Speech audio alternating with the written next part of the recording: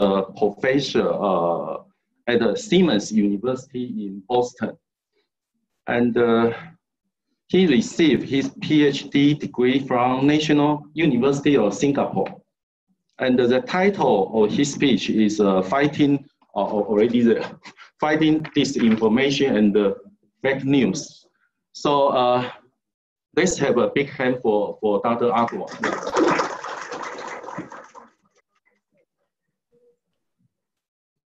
Thank you so much, Dr. Lee. Can you all hear me? Yes. Okay. So as Dr. Lee mentioned, I'm talking about fighting disinformation and fake news, the role of the library and beyond. And my name is Naresh Agarwal. I've been at the Simmons School of Library and Information Science for the past 10 years. It's my 11th year now. So I'm connecting from Boston, Massachusetts, and it's past midnight right now. So it's my privilege to welcome you all to the LIS 2020 conference.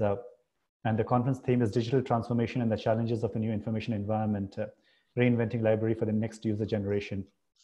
So I couldn't join you in the beautiful Osaka setting, but I'm still very glad to see you all through the camera. So this is Boston and that's Osaka. That's the distance that you see over here. And this is the campus of Simmons University in Boston. And my office is currently in this building. This is known as the Palace Road building. And this was just a view of just outside the campus during the fall. So I grew up in this state of India called Sikkim. And this is a mountain lake in the northern part of Sikkim. And this was the high school that I went to. So like in Japan, we have cherry blossoms there in Sikkim as well. And this is just a picture of me in June this year when I visited back home. And this is the main street in the capital city, Gangtok, in this street named after Mahatma Gandhi. And in 1995, I got a scholarship to study in Singapore. And this is just a view of Singapore. And I did my bachelor's in applied science and computer engineering at the school of at NTU in Singapore. And then after that, I worked for 6 years in the industry, mostly in technology roles. And then I decided to go back to the university and did my PhD at the National University of Singapore. So my research area is in information science, which is which, if you think of a triangle, there are 3 sides to it: the human side and the information side. So there is a field called HCI, which is human-computer interaction. This is from the human and technology part. But in library and information sciences, information is a big part of it. So when you combine these 3 and you think of all the interactions in this space, that is the gamut of research interests or research area of information science. So at the heart of this, at the heart of my research is the actor or the user, which Brenda Derwin likes to define as the body, mind, heart, and spirit moving through time and space with a past history, present reality, and future dreams or ambitions. So this person could be a conference attendee like yourself in Osaka, Japan right now at some time in the afternoon. It could be a working person, a student, a child, or anyone else. And this person has a need for information. And as this need arises, the person starts seeking information. And this information seeking could be from one or more sources. It could be personal sources such as friends or colleagues. It could be books from a library, or it could be information search and retrieval from electronic systems through computer-based systems and through laptops, desktops, smartphones, tablets, and so on. But sometimes we also find information serendipitously when we're not really looking for it. And at that moment, we have an aha moment. And we don't have an immediate need, but that information that we find might serve a past need that we might have had. And as this information comes about, we try to make sense of it. Some of our questions get answered, but maybe new questions arise, or our questions only partially answered. So this search for information continues until a moment where maybe not all our questions are answered, but we feel that it is enough for now. And sometimes we also avoid information. Sometimes people sometimes hesitate to know the diagnosis of a certain disease, or in my case, in the research that I'm doing, I'm looking at the non-response behavior of people using smartphones. Why do people do not respond to messages made made using Messenger or WhatsApp or through using your smartphones? And how does that impact the sender of the messages? So this whole gamut of behavior can be put under this umbrella called information behavior. And one related area that part of this is called context. So context is what gives rise to the need for information for which the person actually starts looking for information. And a related area over here is knowledge management. That's also my research area. And in knowledge management, so Anwar is there in the room. So Anwar and I do a lot of research on knowledge management in academic libraries. And so the difference between information behavior and knowledge management is that information behavior is looking at this whole phenomena from an individual's point of view, but knowledge management looks at the same thing from an organization's point of view. So imagine that you have a person walking into the library at 9 in the morning and then walking out at 5 p.m. or 6 p.m. or whatever time the library closes. So it's this idea of the entire knowledge walking in and walking out along with the person. So how can you ensure that the knowledge actually stays within the library and does not really walk out with the people? So there are a number of processes that come into play in that knowledge management space. So I did write a book on context last year, which is on exploring context and information behavior, which goes into this whole entire phenomena of that we saw over here and various theories and processes associated with it. So to come back to our title for the talk today, which is looking at this idea of disinformation and fake news, we see that these terms have become quite prevalent during the last 5 to 7 years. Terms such as disinformation, propaganda, fake news, and then misleading information, things like the words such as busted or hoax and yellow journalism, ethics, morality, all of these kinds of things have become terms which almost everyone knows about. And in various surveys, people have found that a vast majority of people in the US, for instance, they are concerned about consuming fake news on a very regular basis.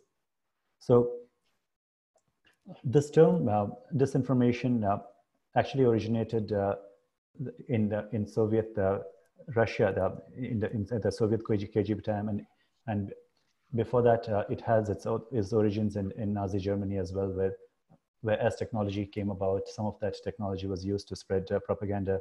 So now in 2016, the Oxford Dictionary has selected post-truth as the word of the year because of the pervasiveness of half-truths and outright lies that happened during the period. And the Yale School's list of the most notable quotes of 2017 included the proliferating use of alternative facts. So these terms have become very, very common in our lingo now. So when we look at this entire phenomenon of information seeking behavior and information behavior, we see that all of these processes still are there as it is, except that the information that we were getting now from our sources, we cannot be sure whether it is information that we're getting or whether it is misinformation or disinformation or fake news. So it's these, we cannot really trust the credibility of the information that we receive anymore. So what are these terms, disinformation, misinformation, fake news, as we talk about them? So disinformation can be thought of as false information that is deliberately and often covertly spread as by the planting of rumors. So this is often done to influence public opinion or to obscure the truth. So it is an intentional planting of information, and this is a subset of misinformation which can be unintentionally conveyed. So in recent years, when we think of disinformation, the term is used to refer generally to lying and propaganda. So in Stalin's Russia, there was a term that he coined, which he called as disinformatio. So he wanted to create it like a French-sounding term at the point, and that's where the term originated. But now it has become very commonplace. So fake news is kind of a more colloquial term that is used in the media and that's used often by politicians as well. Whereas disinformation and misinformation, these are more academic categorization of these terms. So if we try to understand the difference, here we have false information, which is misinformation, which might have a false connection or misleading content. And on the other side, there could be information which is true, but which has an intention to harm. So that can be termed as malinformation. So sometimes some leaks that are carried out or some type of hate speech or information that is conveyed to harass someone. So when the intent to harm is there, that is malinformation. But when you combine false information and malinformation, then you get this disinformation, which is not only harmful, but it is also false. So sometimes what you do is that you take things out of context. You take information that was conveyed in a certain time, in a certain period, at a certain time and space, and then you take it into a different context, and then you spread it as if context does not matter. So there can be imposter context or manipulated or fabricated content.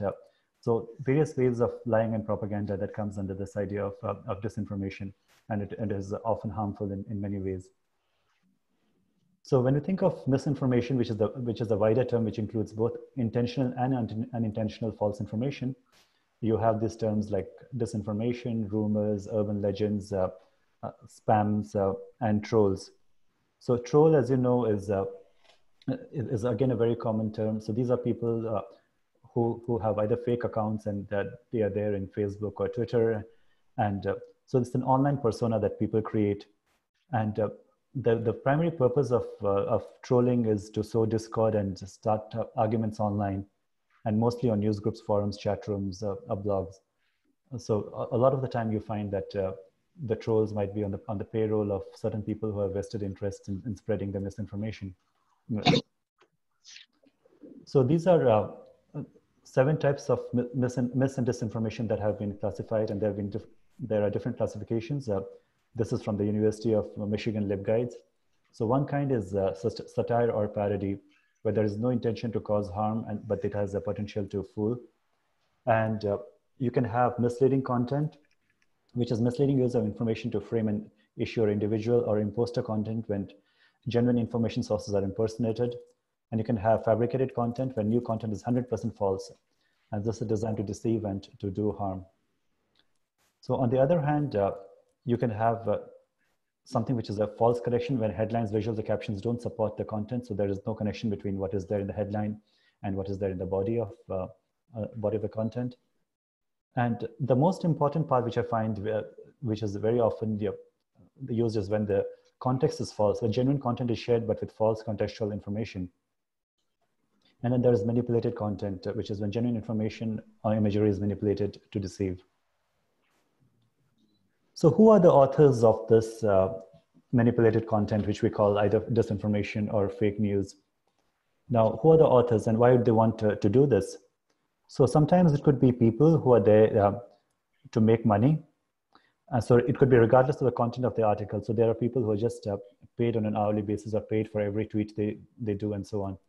And sometimes when the need to spread is there, sometimes you find that the same tweet is, within minutes, the same tweet is tweeted by a lot of people at the same time, which means that there is a team of people who work on spreading a certain propaganda at the point. And then there are satirists who either want to make a point or entertain you, or both. Like for instance, there is a website called onion.com, which has a lot of humorous content and which is often false. And then you have untrained journalists, or these are people who have the pressure of the 24-hour news cycle. And they also have an explosion of a lot of news sites out there. So then they just do not care if the writing is shoddy or if they have not really verified what they are putting out there. All they want to do is to make sure that the time is filled. So in order to do that, a lot of misinformation and disinformation gets spread in that period. And then there is a partisan parties, which could either be for political interests or social interests, who want to influence the beliefs of the people and of the policymakers. So these are the various kinds of authors of false content online. Now, when you see that, why would they want to do this? At the heart of this that I find is the social identity theory.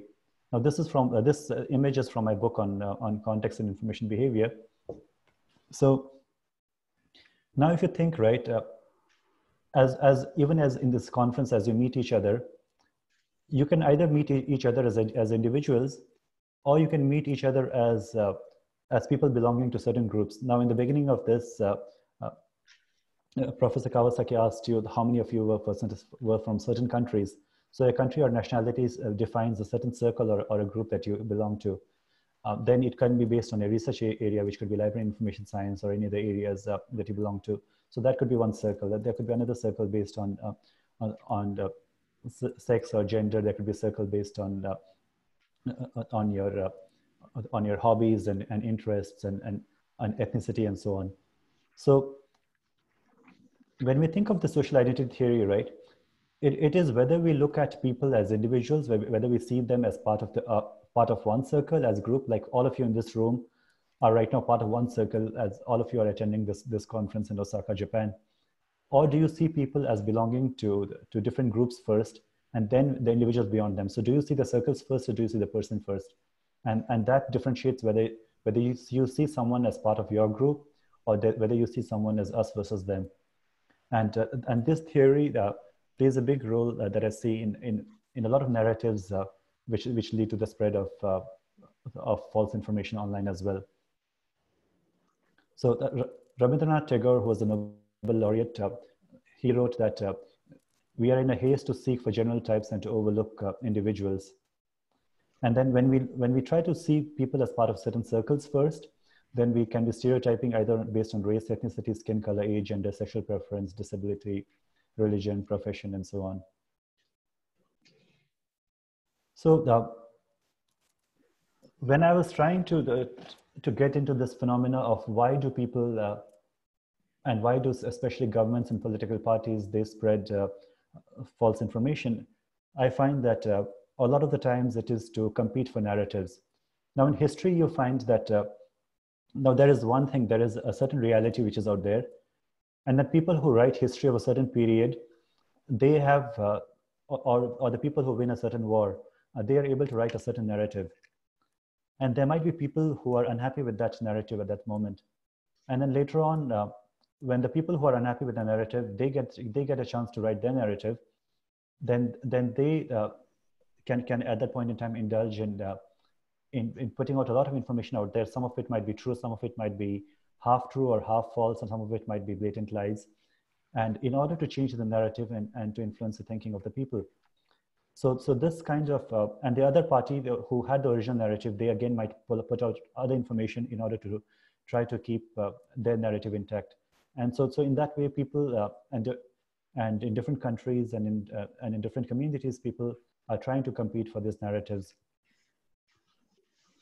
So for examples of these narratives could be like, when we think of narratives, right, we are thinking of an ideology as well.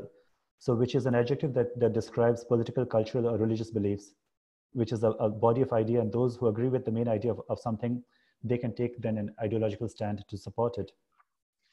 So examples of simple narratives that I could think of were like, for instance, one narrative could be that the needs of us as individuals matter more. And the other narrative is that other people's need matter more than my need.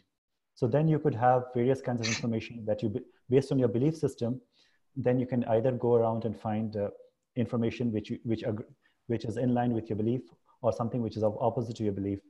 And we tend to look for and share more information which agrees to our beliefs.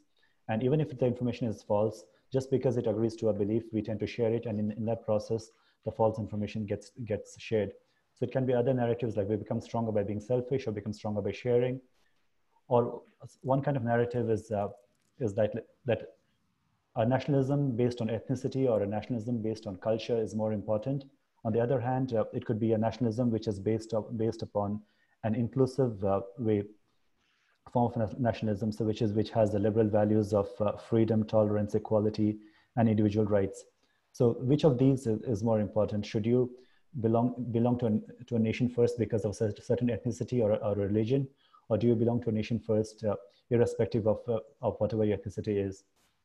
And there could be other narrative based on whether society is more powerful than an individual, or whether the individual is more important than society, whether science is more important than religion, or religion is more important than science, or that girls in fairy tales need a prince to rescue them versus girls don't need a prince to protect them. So when you see that, this is a narrative, as you can see, is veering more towards gender equality. And this is a narrative which could be more towards patriarchy and trying to have a certain place for women in that society. So we find that there's a lot of bending of news and social media towards a particular narratives that you want to put forward.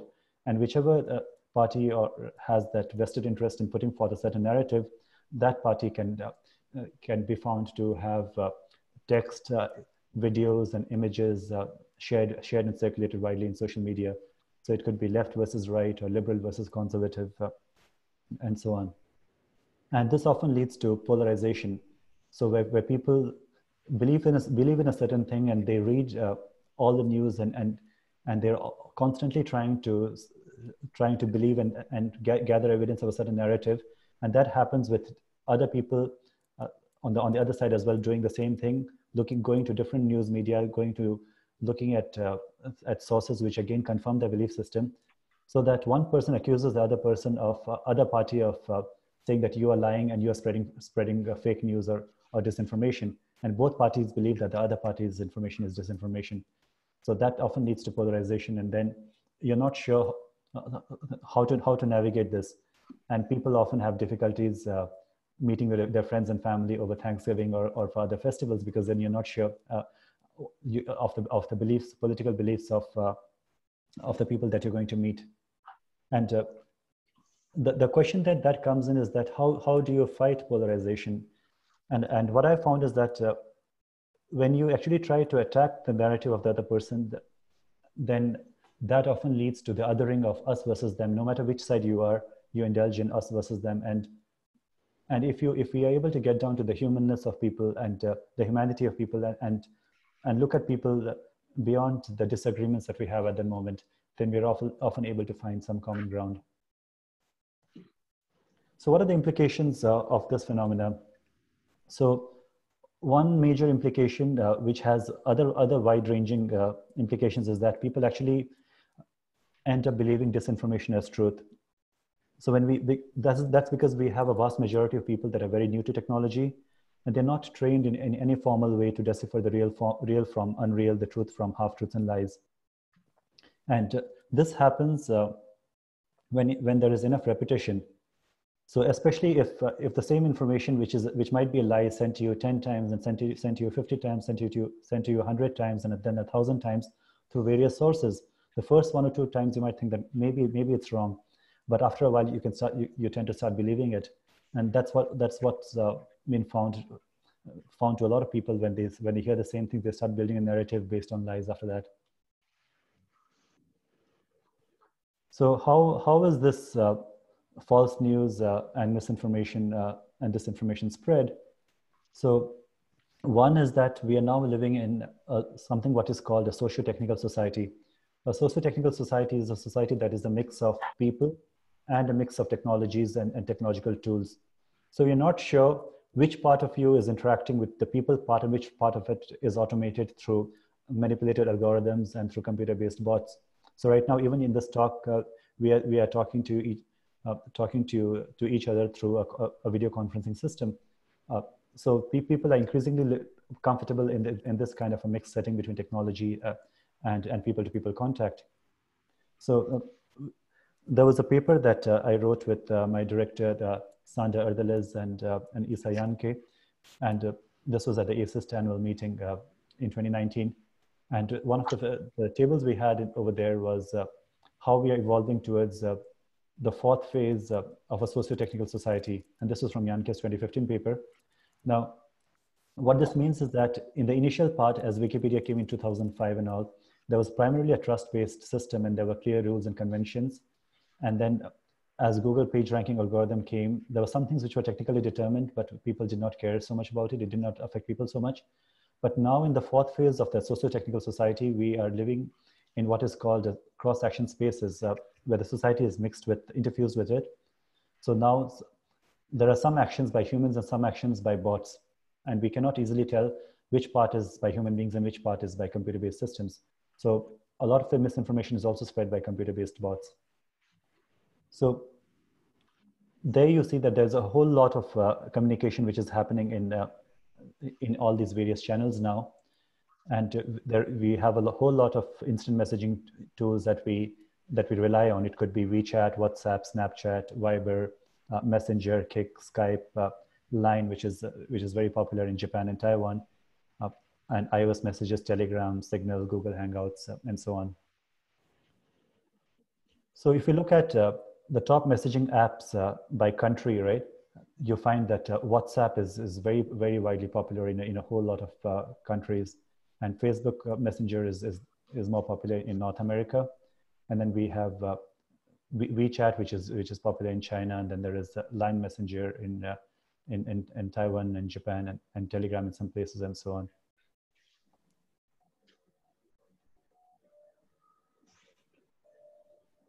And as of July 2019, the most popular global mobile messaging apps, here you have that this is based on the number of active monthly users. So WhatsApp actually had 1.6 billion users, monthly users, as of July 2019, and that number might have increased now. And Facebook Messenger has had 1.3 billion users, WeChat had 1.1 billion users, and this QQ Mobile had 823 million, and so on. So it's a huge number of users that these messaging tools have. And if you look at the active users on top social media platform, so here again you have Facebook that has this huge number over here, then YouTube and WhatsApp, Facebook Messenger, and so on. So again, we are spending a big parts of our lives and times not only in person in physical settings, but also on staring at our smartphones, looking at interacting with people through social media. So this is a graphic from 2019, and this graphic here was from Laurie Lewis and Chad Callahan of Cumulus Media, and they're looking at what happens in 1 minute or in 60 seconds. So in 1 minute, you have 1 million people logging onto Facebook. There are 18.1 million texts sent on iOS messaging. There are 4.5 million videos viewed on YouTube, and so on. So you have 87,500 people tweeting just in 1 minute. So there's a huge amount of information that people have to sort of navigate with now. And then when we look at all this, all the information that is there on our web searches, the number of people on Facebook, all these texts and YouTube videos that you're watching, when we look at the photos on Instagram, the number of tweets, and then messages sent and Snapchat sent and so on, we do not know how much of this is true and how much of it is misinformation, which is that they're unintentionally false, and how much of it is purposely false. And this is spread because of the ease of copying, pasting, and sharing of information. And then some people then go out there and seed information in order to entice readers into sharing those widely. And then there is also the role of bots, which are computer algorithms that are designed to act like people sharing information, but they can do it much more quickly and automatically. So why do we believe false information? So even though this is happening, why do we as humans tend to believe this information, thinking that it is true? And one big reason which psychologists have found is because of cognitive bias. Now, cognitive bias is a systematic error in our thinking that affects the decisions and judgments that people make. So it is a systemic pattern of deviation from a norm or rationality in judgment. So individuals, we create our own subjective reality from our perception of the input. So it is our construction of the reality and not the objective input which may dictate our behavior in the world. So most of us as individuals, we have this cognitive bias, and that could be that is one big reason that affects how we interact with misinformation. So one type of cognitive bias is called confirmation bias, which is a tendency to search for or interpret information in a way that confirms our preconception. So just because I like something or I believe in something, I will tend to believe only that part of what I find on social media that says, yes, what I'm believing is true. And whatever is something that I do not agree with, even if it's true, I will tend to reject it. So that is the reason why a lot of people actually end up believing misinformation, because they see something, they already might have a certain bias or a certain prejudice. When they see a video or a tweet or something which confirms their bias, and then you say that, okay, this must be true. Okay, and this is one very, very big reason that no matter what belief we have, we will always find evidence to support our views. So the reason why this phenomena is so big now is because one part is that we have our own ingrained cognitive biases, which makes us believe whatever we find, as long as it is in conformity with a belief. And the second part is that there is a huge vested interest working out there, and there are computerized bots, and there are news from media in certain channels and in certain places which fit with our biases. And just because we like them, we tend to follow them, and then they become part of what we interact with on a daily basis. And then you also have, along with the news from media, you also have social media and contacts that we have now selectively chosen to interact with. And when all of these three combine, we get what we call either an echo chamber or a filter bubble. So the idea of echo chamber is that it's a phenomena in which a person is exposed to ideas, people, facts, or news that adhere to or are consistent with a particular political or social ideology. So both the terms filter bubble and echo chamber are used alternatively. The filter bubble is a more academic term, or sometimes we use filter bubble to refer to our own limitations of what we tend to find or believe. And echo chamber is sometimes used in a derogatory way when we're referring to someone saying that, oh, you must be living in an echo chamber, that's why you do not believe in this. So here you have this idea of filter bubble, and which is, again, you have the same belief, same idea, same information, just because those are the sites that you're following, those are the news media that you consume on a daily basis.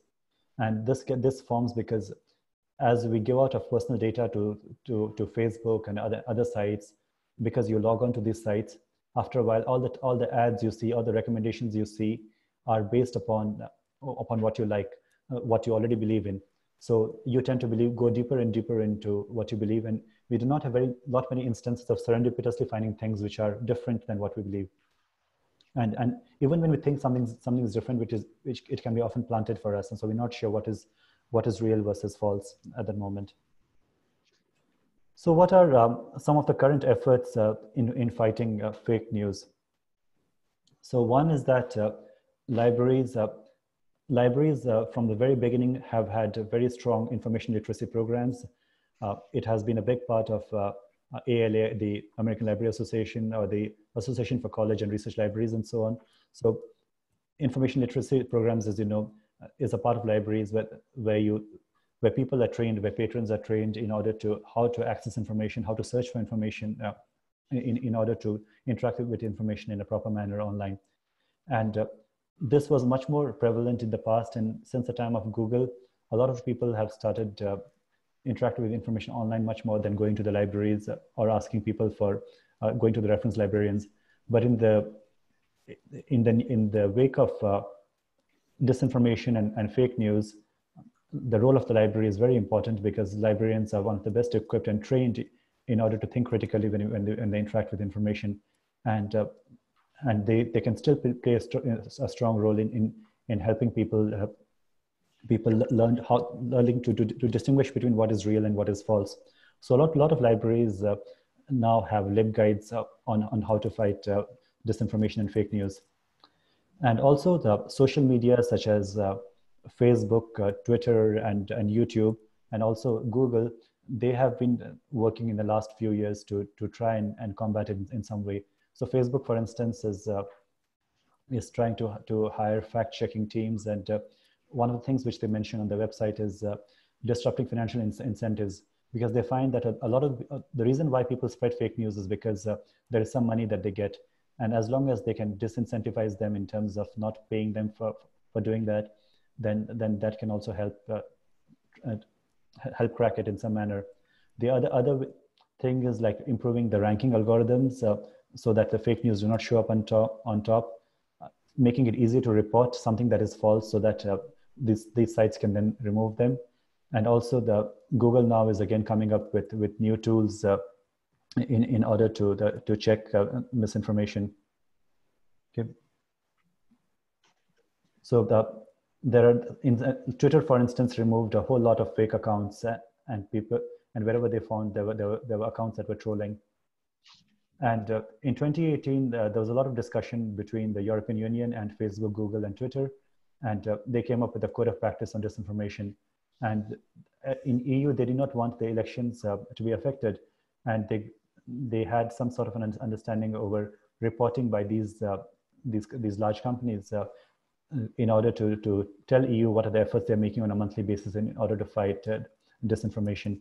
Now, there is also a problem in that is because governments, again, may not be the best people to have an oversight over social media websites, because that goes on to the independence of information. So library and information professionals are better suited to do this job than government agencies and governments. So one of the initiatives is the News Literacy Project. So it has a lot of resources for educators and what you can do to get your students to identify news as fake. There are other resources like Critical Information Org. This is again a UK-based initiative, and some of the other countries have other initiatives as well. One of the initiatives is called EU versus disinfo.eu, and that looks for a lot of information coming out of Russia. So different countries, depending on wherever they see a certain threat, they might look at, they might have certain efforts in order to try to see what is real versus not. So now comes your part as individuals. So what can we as individuals consuming news, what can we as people do to fight this whole phenomena of disinformation and fake news? And what can you as information professionals, as people, as educators, as people working in libraries, archives, and in other information centers and working companies, how can we help people fight fake news? So this is a video based on an interview that I did with Professor Eileen Abels, who was my former dean, and I'll just play a part of that. So one question, I think, for people who are increasingly using Google or any other search engine and not going to libraries, why do you think people should still go to libraries? I think people should go to libraries and also talk to librarians, because even librarians are going to be searching the internet as well, but the librarians can help determine the validity of the information. And in this day and age, when it's so easy to falsify information, and there's all these claims about fake news and fake information, that librarians can help evaluate the information. And I think that that's something that the graduates of library science programs, I think in many ways, searching is less and less important, because everyone can search and everyone has access to resources to search. But to be able, at the time you search, to immediately apply critical thinking to the results that you get, and also to recognize, could there be something else that I'm missing here? You talked about fake news, right? And you mentioned critical thinking. And I've seen that increasingly more and more people actually believe fake news as true. Yeah. And I think there's a great need to educate people on critical thinking. And how do you think information science professionals can come in trying to bring about this change? I think that has to happen early in life. So by the time students get to college, I think it's late, okay, to unlearn. I think it has to start late elementary school, middle school, because I think that students, and that also has to do with careers. For example, we're trying to recruit more women into STEM, the science, technology, engineering, math. And that's difficult because by the time, even in high school, they get to high school, they've already made up their minds for other fields. So I think getting to students at a younger and younger age to get them used to looking and questioning information, because again, it's almost like design thinking, like, do I believe this? Is this what I want to believe? Is this true? And how would I know that it's true? This was going on for a while when you would do a search and you would get a .com in your URL, right? Yeah. And you think, oh, wait a minute, that isn't what I was looking for. I was looking for the government, a government agency, which could give me the answer to this. So even back then we were told to do quick checks in that way. Now it's gotten much more difficult, particularly with video and film, that you can change something very easily and people won't know. So I think we have to start young and then continue throughout.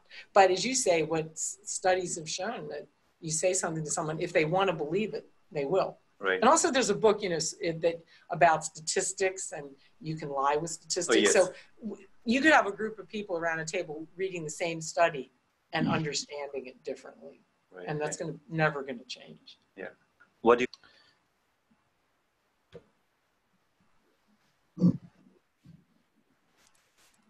So one of the things which Professor Eileen Abels mentioned was that people will believe what they want to believe. And that's where it comes with the confirmation bias, because you have certain biases and then you also get evidence to support. So we are living in a world where no matter what you believe, you'll find evidence for almost anything that you believe. And no matter which side of the argument you have and whatever narrative you have. So in order to fight this phenomena, there is a need for critical thinking and action. So when we think of critical thinking, it is the ability to analyze a piece of information or a particular problem and use logical scientific reasoning to come to a conclusion and make inferences about the information. So the time has come not just to focus on critical thinking, but to move from critical thought to critical situational awareness and critical action or critical communicative action as well, which imply thinking critically, being aware, and converting that critical thought into action in the way we can communicate and then make decisions.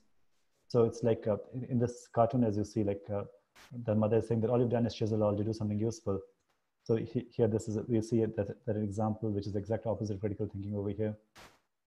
So critical thinking has a few elements. It has reasoning, problem solving, evaluating, decision making, and analyzing. And to fight disinformation through critical thinking, the training includes exposing individuals to the common characteristics of misleading information. So that's one main thing. So one of the ways to do is to, when you take students, when you take people, you keep showing them real versus fake. And once they start seeing enough of that, then they start forming certain patterns. So for people to effectively think critically, they must integrate newly discovered information on some subjects into their own preconceived notions and biases. Okay. So there are a few ways that we can do this. One is using the Socratic questioning method. So one is when you ask the people questions rather than providing them answers right away. So that trains people into thinking critically. The other is focusing more on qualitative rather than quantitative assessment. That is a good way as well. And then again, training people in research methods in order to develop this idea of scientific inquiry. That again becomes really important when you think of trying to get people into developing critical thinking. So that's a big learning outcome for lots of your schools and universities. So when we think of how to train people or how to make them more literate in interacting with media, the very heart of that is this idea of inquiry or informed inquiry, which is a 4-step process which has awareness, analysis, reflection, and action. So these help young people to acquire an empowering set of navigational skills, which can include a few abilities. One is the ability to access information from a variety of sources in order to analyze and explore how messages are constructed, whether through social media, print, verbal, visual, and multimedia, to evaluate the media's explicit and implicit messages against one's own biases or principles, and to express and create their own messages using a variety of media tools, digital or not, and to participate in a global media culture. So these are the set of skills that we want our people to develop if we want them to be able to fight disinformation effectively. So there are a few core concepts over here. One is this concept of that all media messages are constructed. So there is nothing called the truth out there outright. It is what people take the truth and then write it in some way. So somebody constructs that messages, and often it is to put forth a certain narrative. And media messages are constructed using a creative language with its own rules. And all this creativity, again, can change the meaning of what you see online. And different people experience the same media message differently. So depending on your prior cognitive biases, you can see the same thing, but agree or disagree with it. And again, media also have embedded values and points of view. So which media you interact with, again, matters. And most media messages are organized to gain profit and or power. So when you are trying to interact with messages and you're trying to deconstruct these messages that you see in the media, when we have to train people, you have to think of who created this message firstly, and what creative techniques are used to attract my attention, and how might different people understand this message differently, and what values, lifestyles, and points of view are represented in or omitted from this message, and why is this message being sent. So if you had to take note of just one slide, I would say this one slide is perhaps the most important, because it tells you the 5 questions that you must ask every time you interact with media. And these questions have been developed by the Center for Media Literacy. So there is a reporters lab at Duke University that maintains a whole list of fact-checking websites based on different countries. And the way they have included these sites is that these are the sites that examine all parties and sides, or whether these sites examine discrete claims and reach conclusions. They track political promises, and are they transparent, and whether the primary mission is news and information. So based on this, there are 5 sites in different countries. Like in Japan, you have a Fact Check Initiative Japan, and then Japan Center for Education for Journalists. And then you have the Watchdog for Accuracy News Reporting, Japan. So these are examples of different websites that have been developed for people in Japan. This is Guhu, which is again a fact-checking website. And then in USA, you have a climate feedback to check any disinformation spread around climate change. You have factcheck.org, factchecked.org, then you fact checker. And this is started by the Washington Post. Then you have Media Bias Fact Check, PolitiFact, Snopes, Truth or Fiction, Real Clear Politics. So the reason why these sites are important is because every time you see something, rather than just believing it, you can look for information online and just search for that piece of information and do fact check. And then you might be able to go to one of these websites and see whether that information is real or not, rather than just believing in rumor at the first instance. For India, there are a number of fact-checking websites. This is Vishwas News, Fact Crescendo, Alt News, Boom, Social Media, Hoaxlayer, Factly, Fact Hunt, India Spent. So Alt News is very popular. So again, trying to verify any news article that you see currently by going over here, again, that is important. And in Wikipedia, there is a whole list of fact-checking websites based on different countries. So no matter which country you're from, you'll be able to find a list of fact-checking websites. So that it's based by regions, by Asia, by Australia, Europe, and so on. And you have a whole list of fact-checking websites for different countries in this. So going back to the initial model that I showed you based on my research area. So rather than information coming in, one is that you get disinformation now.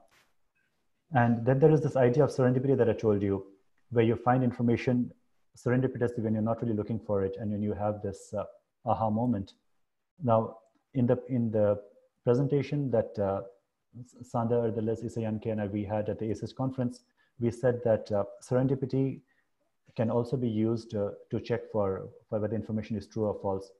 Because typically what happens is that whenever we encounter something, unexpectedly, we have this big aha moment. But what if that is also planted? Somebody actually planted something for us to find. So for instance, when you go to shop in supermarkets, whatever is there kept near the cashier, that is often placed there so that you would pick up those candies or whatever things that you can pick up after you finished your shopping. So those are placed in a very strategic manner. In a similar manner in bookstores, certain books are kept in certain places so that as you're walking, you would pick those up. So serendipity can also be planted for us. So one test that we can do is whether to test for whether the serendipity that we see is genuine or is it fake or planted for us. So we propose that serendipity can serve as a hypodermic needle that injects surprising, unexpected evidence into the echo chamber of the filter bubble.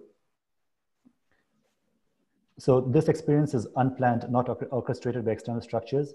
And so if something is unplanned and then we find it, then we can say that maybe it is real. So to do this, we need to distinguish between genuine and false serendipity. And we can do this in different ways. So at the individual level, the test could involve answering several questions about the nature of surprise that we experience when we encounter some information. So for example, the questions could be like, are there circumstances in previous interactions that I may have provided the information to this system, and it is not giving me information on its own? And did the user voluntarily request information encountered at some earlier point but forgot about it? So those are the kinds of questions that you can have on your own. And on a systems level as well, algorithms could be designed to look for things like, do these algorithms communicate with each other and provide an opportunity for an intersection across various online information spheres? And do these algorithms have access to confirmed identifiable data about individuals? So a lot of the times in social media, we find that we are providing a lot of our information, especially when we play a lot of games on social media. So these tests could be done both at an individual or a systems level. So again, going back to this figure, when we think of disinformation and serendipity over here, we also have the role of context. So context is there based on the context of the data as well, as in what context was that message initially originate. But there's context based on you have certain behavior and also of the behavior of the person planting that false information, of the person sharing it. So if we do not take context into consideration, then we assume that almost everyone or everything behaves in a predictable manner, and there is an attempt to paint with a broad stroke of color. So keeping a lot of these contextual factors in analyzing the information and how we interact with this information can provide, can give us some help as in trying to identify true from the false. And I provide more explanation for this in my book on this, on what these various different types of context means.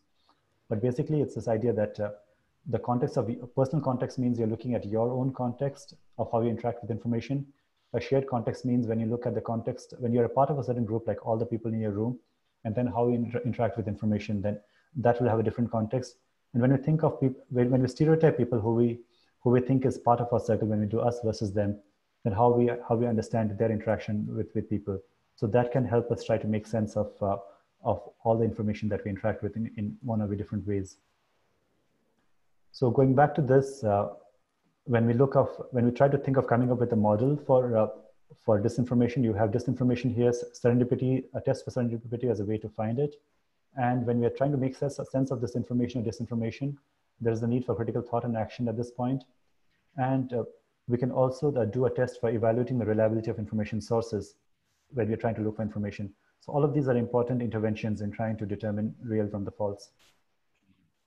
So we've discussed the controlled nature of today's socio-technical society we live in and where disinformation thrives. And by teaching and harnessing critical thinking and critical action, and using the presence or not of genuine serendipity as a test, the society can combat a threat of technological power to rescue through serendipity, accurate information, and the creativity of the people. So that is all that I wanted to say.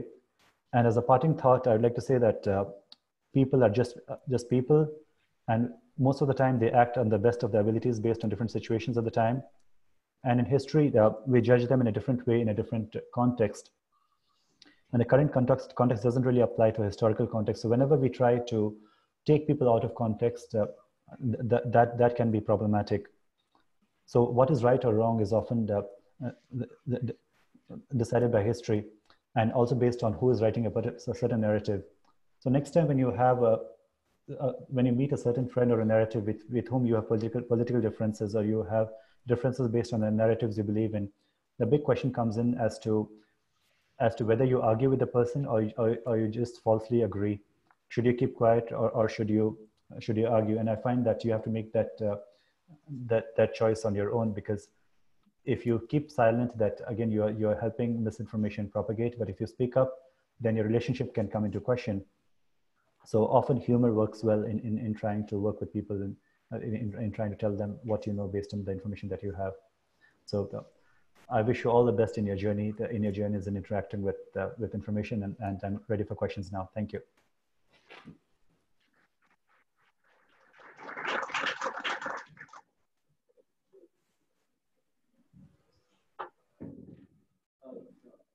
Thank you, Dr. Agarwal. We don't have much time, but anyone want to, maybe we can have one or two questions. Yeah.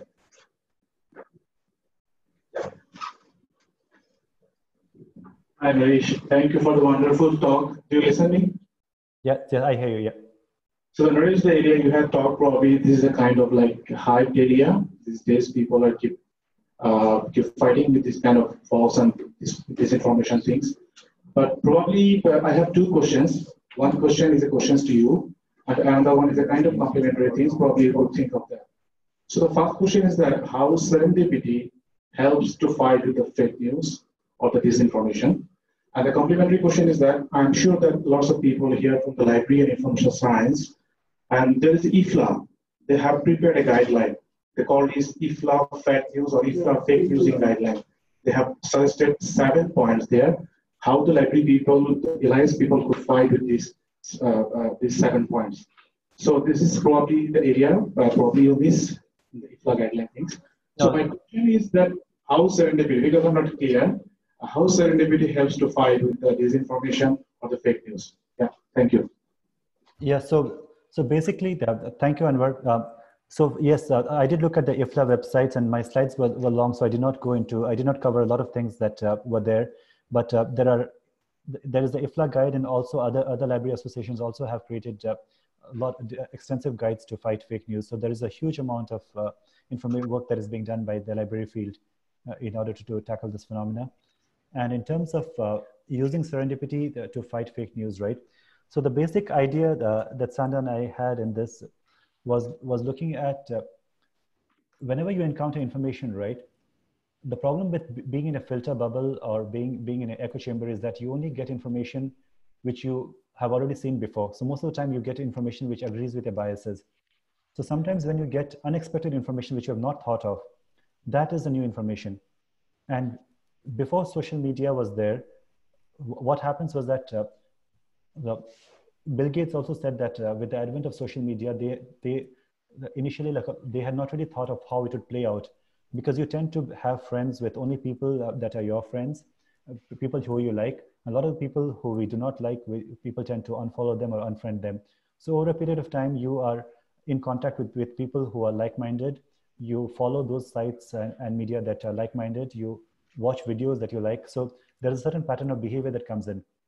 Serendipity is works in the opposite manner. Serendipity is unexpected. It is about things that you have not expected to see. It is about new kinds of information. And the idea of serendipity is that whenever there is true serendipity, it is often genuine because it is not planted.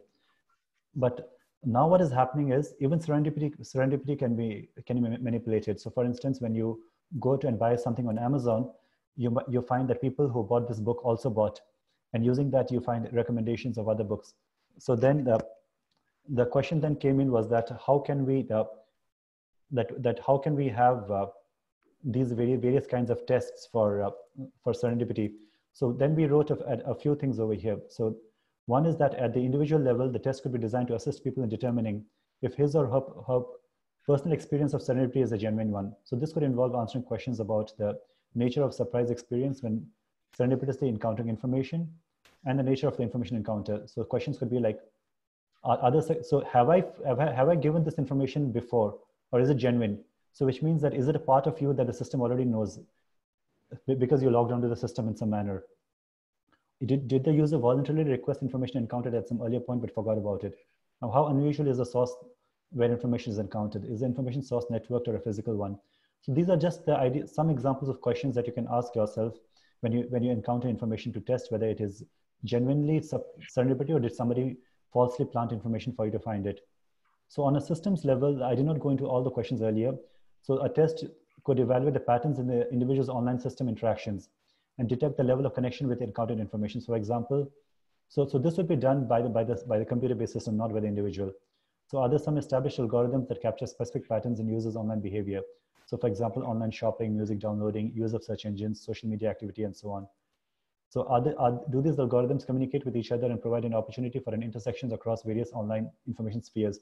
So for instance, is there Amazon shopping interacting with your UPS delivery in some manner? And are these systems talking to each other in a way that you did not know? For instance, I find that sometimes when I go and search for information on shopping something, later when I go to some other website, that website will show me ads based on what I just searched for.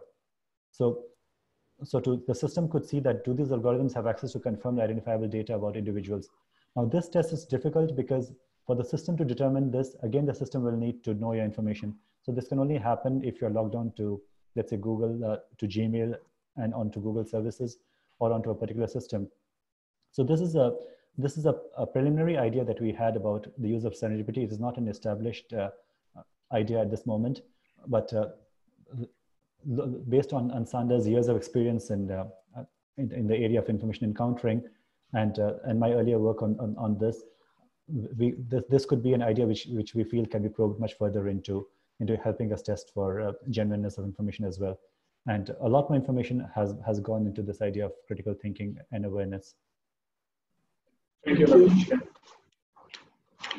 Okay, I think we are out of time because our performance is waiting outside. So thank you, Dr. Agua.